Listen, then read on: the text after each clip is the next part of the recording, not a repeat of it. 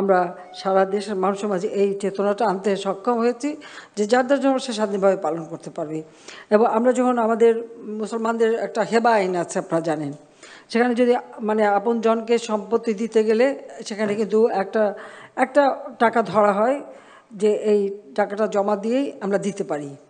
কিন্তু একটা সম্পত্তি মানে অন্য নামে দিতে গেলে যে বিশাল অঙ্কের টাকা সেটা কিন্তু দিতে হয় না। এটা উত্তরাধিকার সূত্রে যারা পাবে, অন্য ধর্মে কিন্তু সেই সুযোগটা ছিল না। আমরা কিন্তু সেই সুযোগটা সকলের জন্য করে দিয়েছি। অর্থাৎ হেবা আইনটা যেটা আমাদের নিয়ম, ওটা হচ্ছে উত্তরাধিকারকে সম্পত্তি বিনা ট্যাক্সে দেওয়া, একটা নির্দিষ্ট অঙ্কের ফি জমা দিতে হয়। তো এটা আমরা সকল ধর্মের জন্যই কিন্তু উন্মুক্ত করে দিয়েছি, যাতে এই আপনি আপনার ছেলে মেয়েকে জমি নাম লিখে দেবেন অথচ সেখানে একটা আলাদা ট্যাক্স এটার জন্য না দিতে হয়, সেটার জন্য আমরা সেই ব্যবস্থাটা করে দিয়েছি।